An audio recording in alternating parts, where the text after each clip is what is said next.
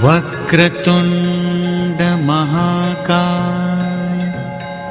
सूर्यकोटि समप्रभ निर्विघ्नं कुरु मे देव सर्वकार्येषु सर्वदा।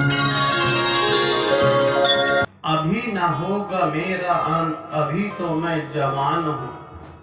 मन हमेशा आपको झूठी दिलासा देता रहेगा। आपको ये कहेगा कि अभी तो खिला है कमल, अभी ना ये मुरझाएगा। आप भी उस मन की बात मान लेते हैं और यही सोचते हैं कि कल उसको लेके गए थे, परसों उसको लेके गए थे, 1 महीना पहले उसको लेके गए थे, लेकिन मैं तो ना मरा, मैं तो सदा जवान हूं, अमृत तो पी के आया हूं।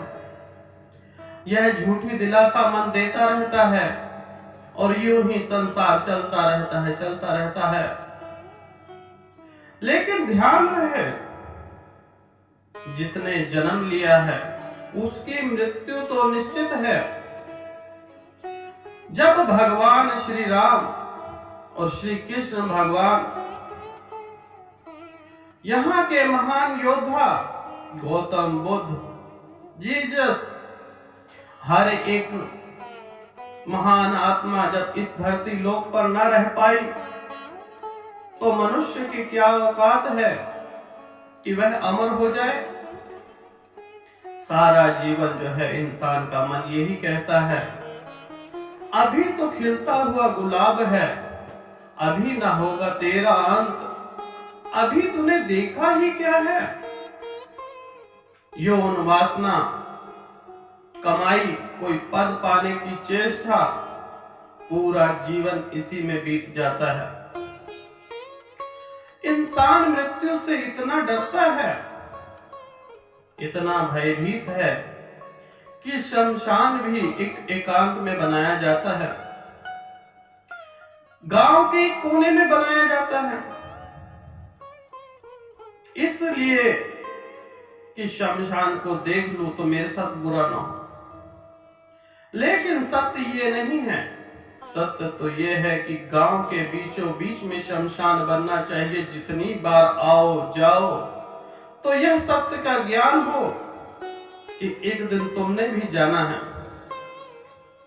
जब भगवान आए, श्री कृष्ण भगवान आए, वह भी गए, तो तुम मनुष्य की क्या औकात है कि तुम यहाँ पर अमृत पी के आए हो, तुम नहीं जाओगे। गए सारे। जब गौतम बुद्ध को पड़ोस में एक मृत्यु हुई, तब उन्होंने वहां पर लोगों से पूछा था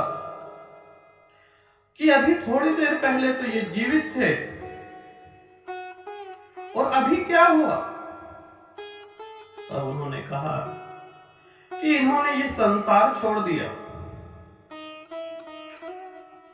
गौतम बुद्ध ने जाना कि जब मृत्यु सत्य है तो सत्य की खोज क्यों न की जाए। उसी रात अपना घर द्वार छोड़ दिया। जीवन अटल है, लेकिन ये सत्य नहीं है। चाहे भगवान हुए, चाहे गौतम बुद्ध हुए, एक ना एक दिन सबको ही जाना है। जिसने इस सत्य को पहचाना, जिसने इस अमृत को पिया, वह किसी स्वर्ग से कम नहीं है।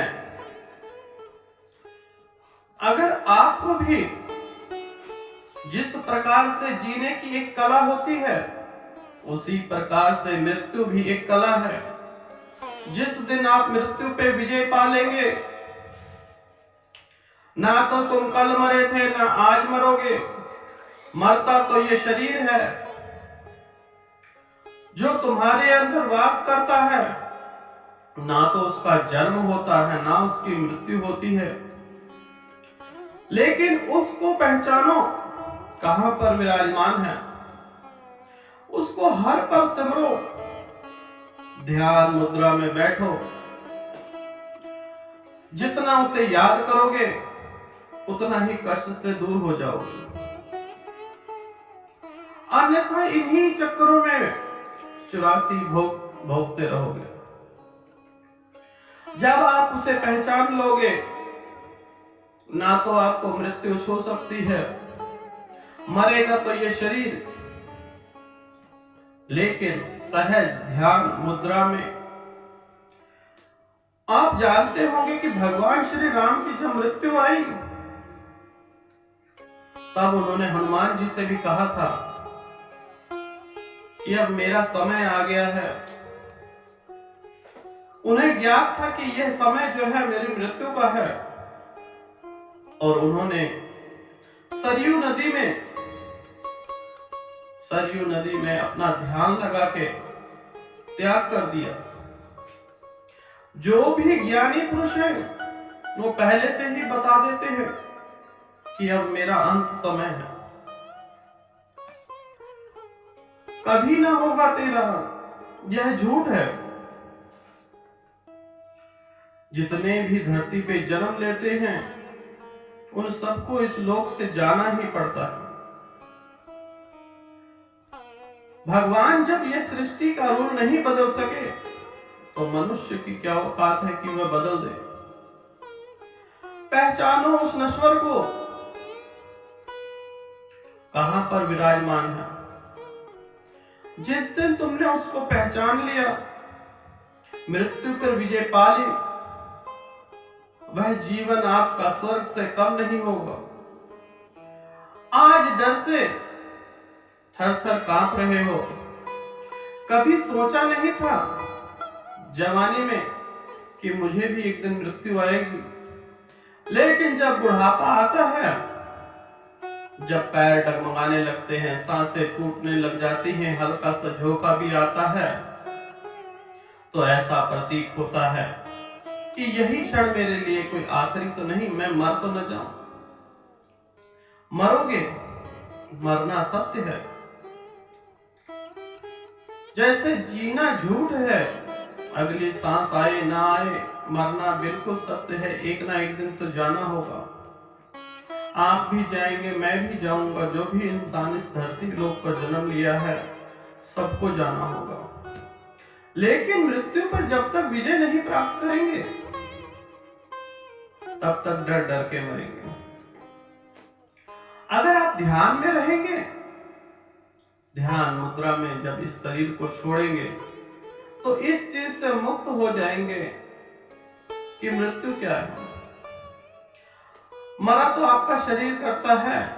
आप ना कल मरे थे, ना आज मरोगे, और ना आने वाले टाइम पे मरोगे।